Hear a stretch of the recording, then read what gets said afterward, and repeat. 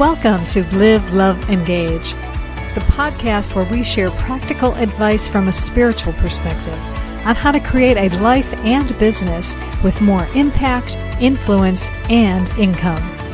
I am your host, Gloria Grace Rand, the insightful copywriter and founder of the L.O.V.E method. My mission is to help you stop doubting yourself so you can live fully, love deeply, and engage authentically.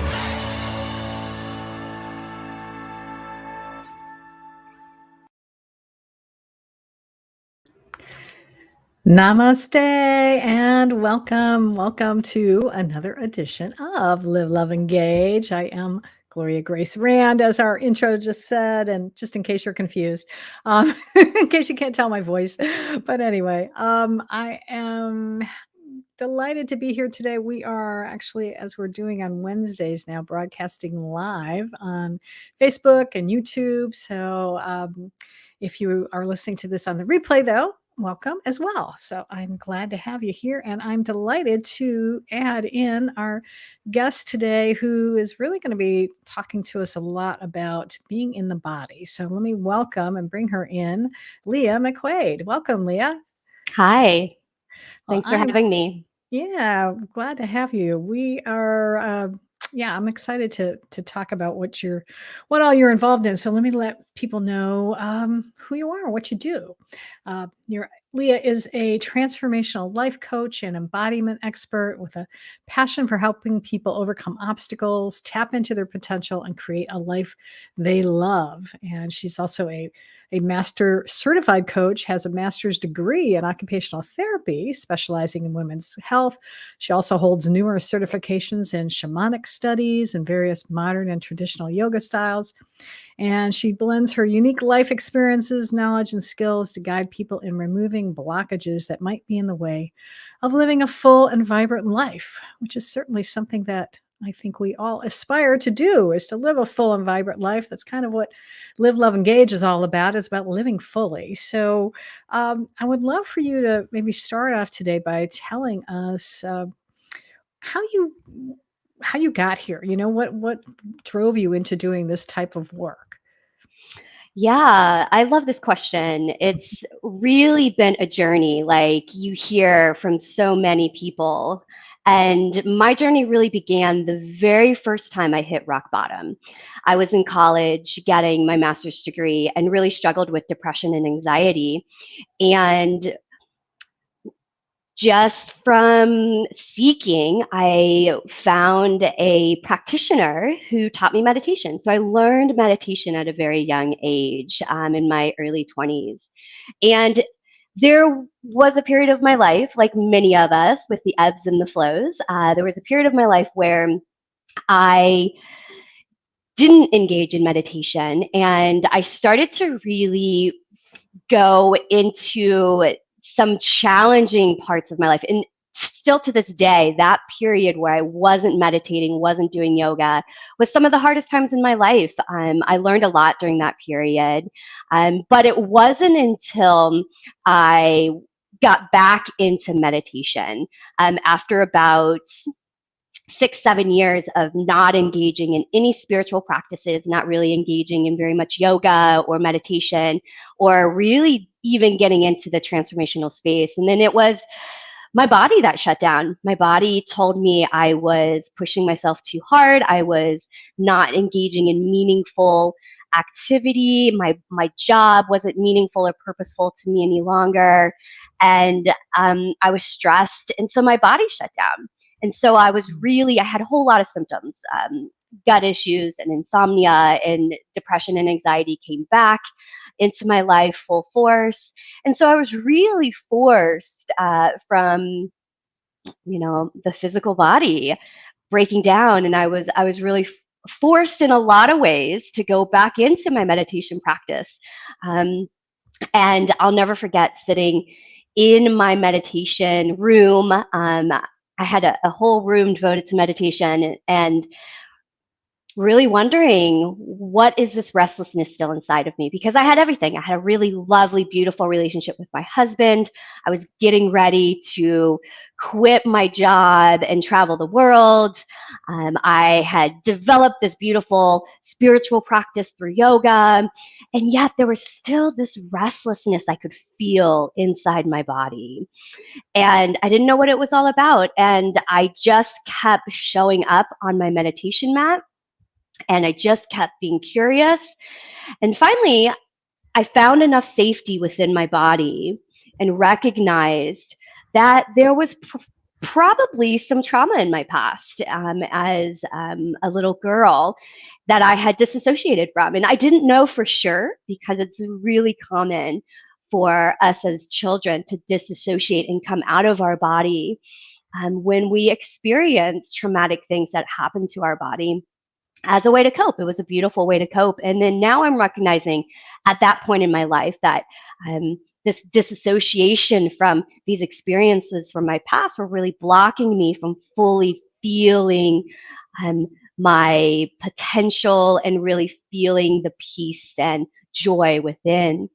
And so it was really that point that I sought support. I went and sought some support. And it's that point in my life that my life changed forever, because I then from that point, and that was 8 years ago now, have been meditating ever since, and have been on this spiritual path and the spiritual journey of discovering the true self that resides within. And so that this is why embodiment is so important to me, because all of this has come from a strong embodied place, coming from my embodiment practices.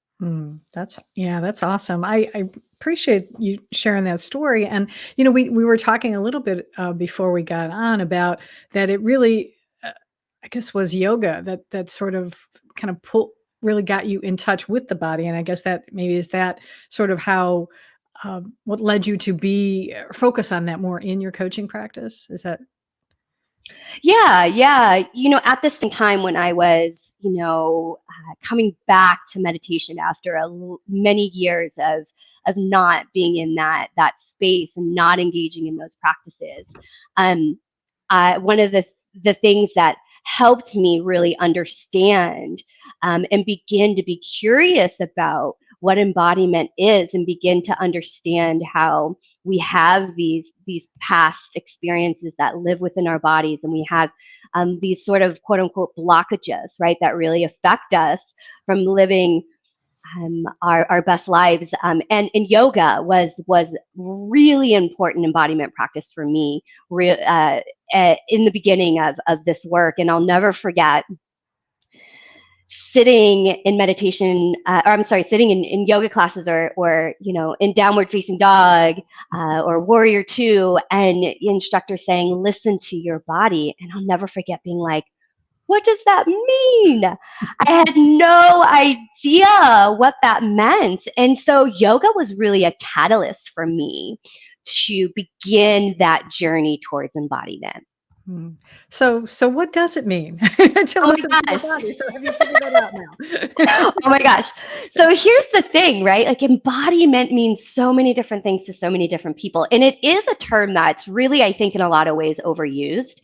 I think embodiment, well, first off, if you're a seeker, if you're really searching, and you're wanting a deeper connection in your relationships, and you want a deeper connection with yourself, and you want to be more authentic, all of these sort of things that kind of get thrown around in the self-development space, right? If we really want this, we have to start to go inward, right? So oftentimes, especially as women, we're told that we should be a certain way, that little girls are good. Little girls are good, and girls aren't, and women aren't supposed to express anger. And we're told so many things about how we should be, and it really affects us and prevents us from being authentically ourselves.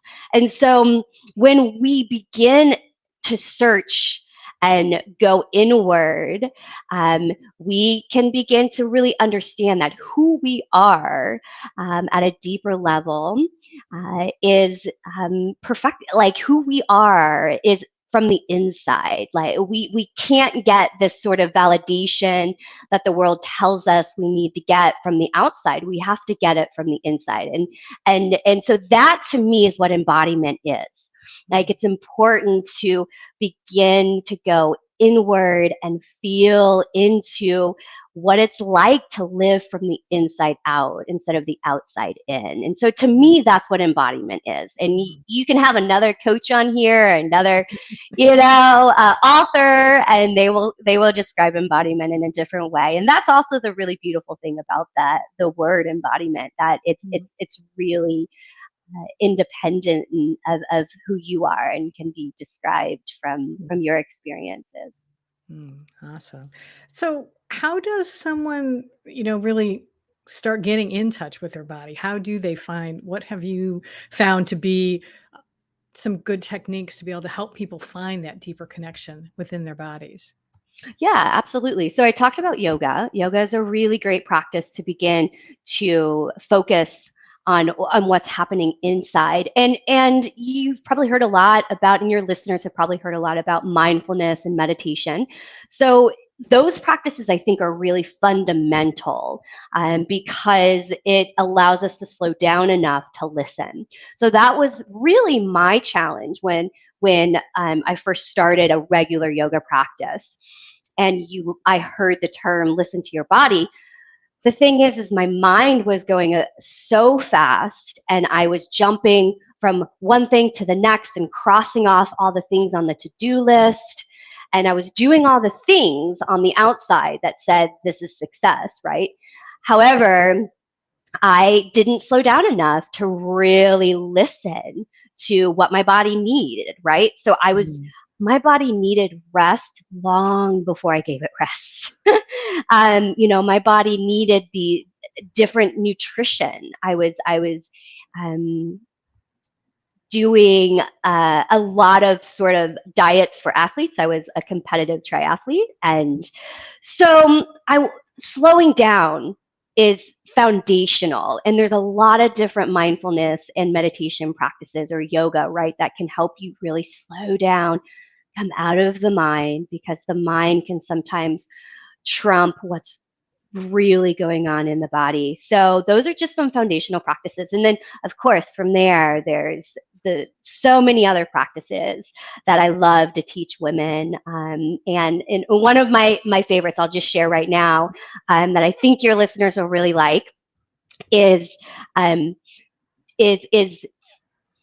this is a little different from the stillness practice, but still really effective at listening to the body. And you can put on a song, any song that you really enjoy, and you move your body the way that you feel.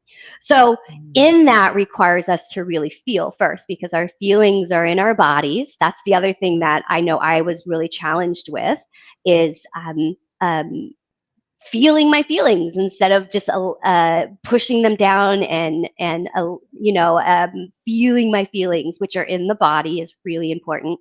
And so one of the practices is put on a song, your favorite song, and move your body the way your body feels. And so if you're excited, move your body like you're excited. If you're feeling unmotivated, move your body like you're unmotivated, right? And so, and this can change. You might have a 5-minute song, and you might start out feeling, maybe unmotivated, and then you start moving your body and you feel like, oh, I'm feeling better now, I'm getting more energy. So you move your body in that way, like you have more energy. And so it's just a beautiful way to really listen to what your body needs, and then giving your body what you need through movement. It's a really beautiful and fun practice to do. So I wanted to share that with your listeners as well. Oh, I love that because I love dance anyway. I mean, when I was a kid, I used to take ballet and jazz and all that stuff, and I know I've done things like that. Like in my office one day, I think I was cleaning, and then I decided to put on some music, and it was like one of my old favorite songs, and I just started dancing around my office, and it just it felt good to do that. But I also love what when you were saying too about the feelings. I want to get back to that where you were talking about how we don't feel our feelings.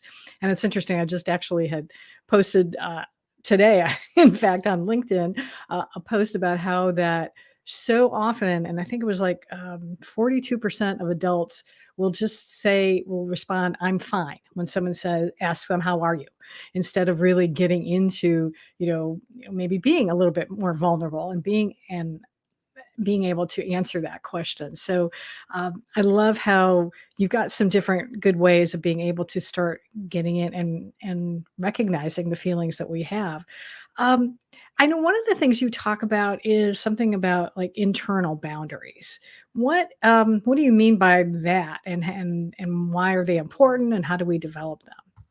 Yeah, absolutely. If it's okay, I'd like to address the emotions and the Oh, feelings part real quick as yeah, well, if yeah, that's okay. absolutely. And then I Yeah, would love to, yeah, answer the internal boundaries as well. So I just think that this is a real important thing to bring up because so many of us are told as children that, in a sense, our emotions don't matter. I know you start to cry. Oh, don't cry. Stop crying. Right. Or like I mentioned already, little girls are culturally conditioned to right.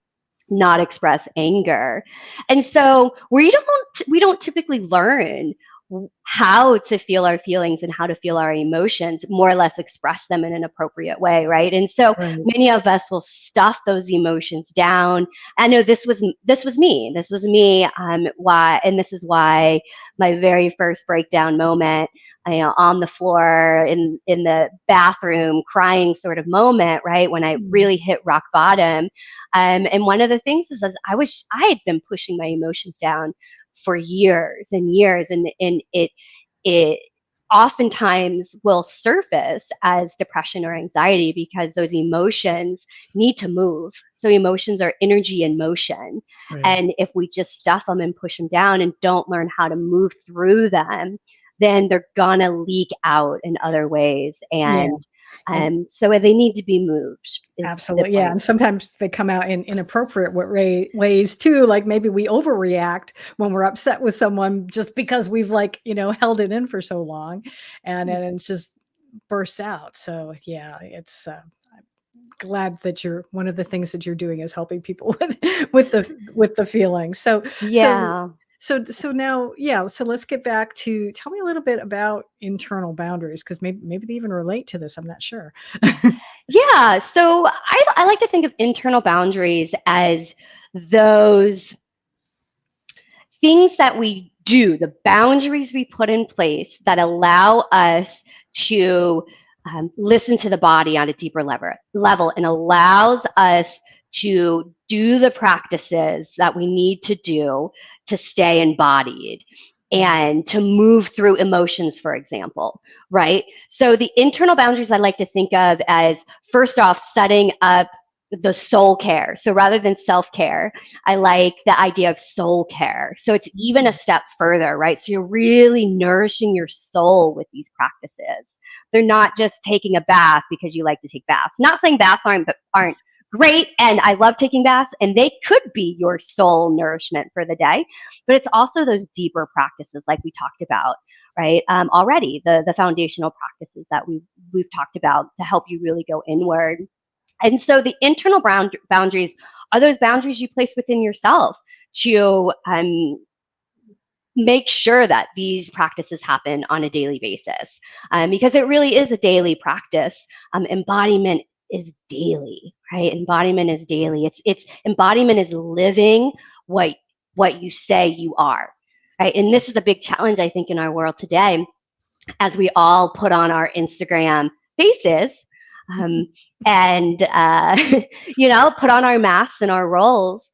Um, we do these things on the outside, and then yet on the inside we're a mess. So the Mhm. internal boundaries are those discipline things. And it's, I don't like to necessarily use the term discipline all the time. Sometimes people do respond to more of the disciplined sort of practices, you know, and other times it's just listening. If you get more evolved in this, then you can really listen. Okay, so today I need this practice, right? But in the beginning, when you're really establishing these internal boundaries to allow you to evolve and transform and move into deeper practices, the discipline is really important. And that's what I think the internal boundaries are all about, is creating that discipline for yourself. Yeah, absolutely. And it's, I think, well, discipline, I don't have the exact dictionary definition, but I feel that it's not necessarily always the you know, you know, get it done, and or you're going to be punished if you don't do it. But it's also it's more sort of I think elevated version of a practice. It's a discipline of following something over and over again and keeping up with that. So that makes sense. You talked about a little bit earlier on about trauma that you had maybe experienced and maybe that you had sort of blocked out. How does the past show up in our bodies, and what can we do to heal from that? Yeah, so it's interesting how our current ways we show up and behave in the world can be patterns, and those patterns could have developed from what happens to us in our past. And there's more and more research being done around healing from trauma from a somatic, embodied place. And so we can talk about what happened to us in the past in therapy all day long. But honestly, in my experience, both professionally in the coaching that I do, but also within my own experience, it's not until we go inward and heal from the body perspective that things really transform in our lives. And so my work that I do around this is really informed by Peter Levine. If any of your listeners are really curious about this and want to dive in deeper, of course, I'm here for all of your listeners. But as well as I just wanted to mention Peter Levine, because his work has just been so transformational in my own experience of healing trauma, and then also how I help others in my coaching practice as well. So honestly, it can show up in a lot of different ways for a lot of different people. It can show up as, and I'm drawing a blank at this moment about how it can show up, and I'm not sure why.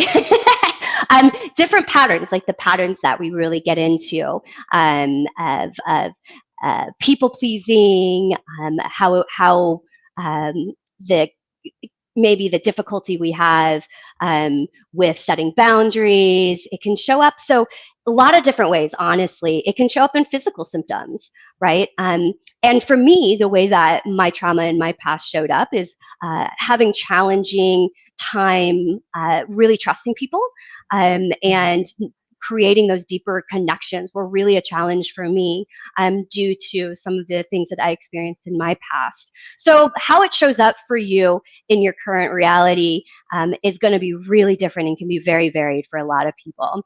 But the important thing here, and what I really want to emphasize, is the importance of going into the body and healing the traumas from the embodied place and from the nervous system, because it's really the nervous system that remembers. So the body remembers what the mind forgets. So oftentimes we can forget about these things that happen to us, or not even recognize them as a trauma. And it's, once again, like I talked about already, the way that the body and the way that we cope with the things that happen to us in our lives. And it's a really beautiful mechanism. But oftentimes there'll come a point in our lives where these things no longer serve us, these ways of coping, and really healing from a somatic place inside the body can help us transform these long held patterns and beliefs. Yeah. What gets you really excited about the work you're doing when you're working with someone in this and helping them to really get in touch with the body? Ooh, what gets me excited? It's the transformation. It's the getting to the root of the problems, because so many people, I think, have gone down this path and have been seeking and have been healing for a long time and still are having the same sort of patterns and challenges come up. And it lights me up to really get to the root of the problem and start to work, which in my mind is the body, right?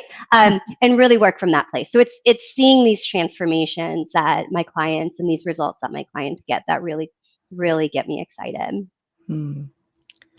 Well, I'm glad to hear that, and doesn't surprise me because it makes sense, to really be able to see someone grow and blossom, when you're working with them is definitely something that I think anyone, and certainly anyone in the coaching space, certainly loves to do. Um, what maybe you can share, because sometimes I think it's helpful to be able to learn from others. You kind of talked a little bit about some of the challenges, but what do you think? What has been maybe either like the biggest challenge or the biggest mistake you've ever made in learning this? And learning how to be able to embody. Oh, interesting. My biggest mistake in learning how is not trusting. Mm, Not trusting that what I'm feeling on the inside is correct or right, and just trusting that whatever it is that I'm feeling is what I'm supposed to be feeling, and also trusting myself that I can move through it. So I think in the beginning, when a lot of really heavy emotions were coming to the surface for me, and I hadn't quite developed the tools to move through them, I would still continue to stuff them, right? And so I think for me in the beginning, especially just trusting that it was okay to feel these big feelings that I was feeling in the body, and that I had the tools to move through them. mm. Yeah, that's so important.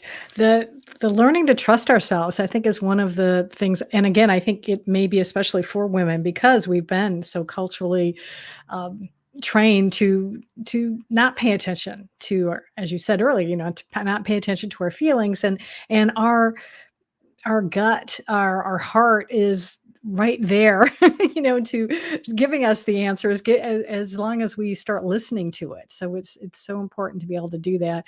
And I know it's helpful to have uh, outside help sometimes to be able to do this, because a lot of times we have blind spots in that area and we don't realize it. And so that's where someone like yourself can really help people out. And I appreciate the work that you're doing. Uh, what impact would you like to have on planet Earth during your lifetime? Oh, I love this. I am a visionary. I like to Mm. consider myself a visionary. So I am honestly envisioning a lot of things, a lot of things for our world, but primarily I'd really love to help women see that the feminine values of love and trust and compassion and tenderness and community, all of these sort of characteristics that define the feminine, that first off, they're important, they're valued, they're needed. And in that understanding that women will hopefully come to more and more and more and more, the world will see the value of these characteristics. Because right now, to be honest, our world values more of the masculine, right? More of the doing, more of the drive. The more you do, the more successful you are. And I really would love to switch that, because I think the world needs more of the feminine characteristics and valued, right? They're there, right? People talk about love all the time. We just talked about trust. Of course, people are building communities everywhere. But I would love for this to be valued just as much as the masculine way of doing things. And I think it really starts with us women, because our wisdom and our intuition is within our bodies. And so this is why I go this route towards an embodiment, because that wisdom and that intuition, um, is within the body. Yeah, absolutely. We do need that. We do need the balance. We need the feminine and the masculine. And it's, you're right. There has been a definite, we've been living under this sort of patriarchal type of way of thinking, and it's time. I do believe actually that the pendulum is swinging back to including more feminine attributes, and I do think men are realizing this, and women are stepping into their own. They are stepping out and being more um, forward and acknowledging themselves as they should. That we are powerful women and we are entitled to have all the love and joy and freedom and pleasure and peace that you talk about, just as much as any man. Before we close out our interview, is there anything else that I should have asked you that I didn't? No, I mean, I would love to offer your listeners a free session, a free coaching session. And for many of us, we listen to podcasts and we're bombarded by social media and emails, and we can get really bombarded, for lack of a better word, with all of the things that we don't actually take action. Right? There's all these things coming at us. And I just want to support your listeners in, if they felt a reaction, if they felt a trigger, if they felt activated in any way, or if they're just simply curious. Maybe they'd never heard of this idea of trauma being in the body, or maybe that word trauma triggered any of your listeners, and that's okay. I want to just preface that, it's okay. Whatever is coming up for you is okay, and I'm here to support you, and I'm offering free support, and it's just an opportunity for you to get your questions answered, or maybe you don't even have questions. Maybe you're just like, I was activated, Leah, right? My heart started to pound when you talked about trauma, and whatever it might be. It's beautiful that you notice that, because that is being embodied by understanding the signals of your body. And so if you're activated in any way, or this resonates with you, maybe you got excited about something, please book a free session with me. I would love to offer your listeners free coaching and any support that I can around this topic of embodiment. Well, that's very generous. So how can someone then contact you if they want to take you up on that beautiful offer? Yeah, so you can go to my website and book a free session on my website.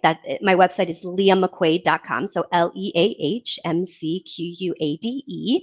And Instagram is also a really lovely way to stay connected. So my Instagram is Leah McQuade 1, the number 1 at the end, and also on Facebook. So Leah.McQuade1 on Facebook as well.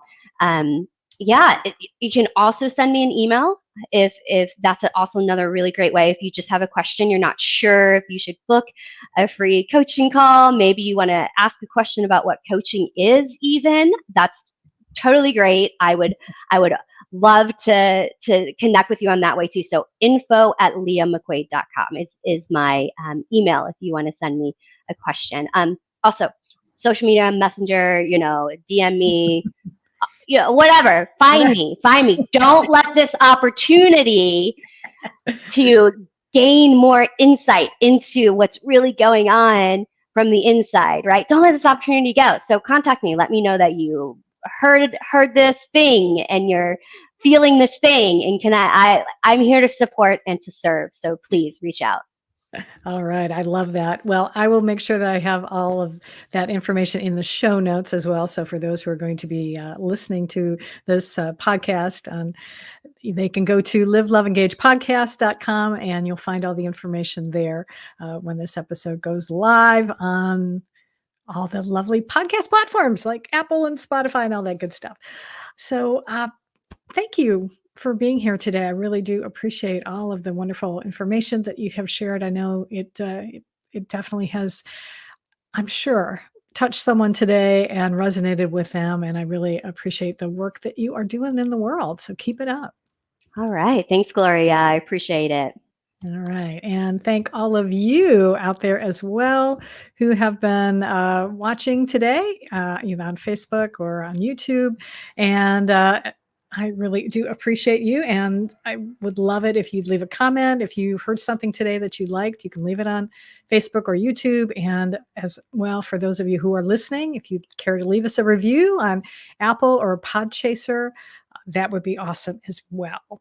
So next week at this time, 11 o'clock Eastern, I am going to be doing a solo episode. So I'm not going to be interviewing someone. It's going to be just me. And I'm not sure what the topic is, but it'll be good. I guarantee it'll be some interesting things that we're going to be doing. So I hope you will tune in for that. And until next time, as always, I encourage you to go out today and every day and live fully, love deeply, and engage authentically.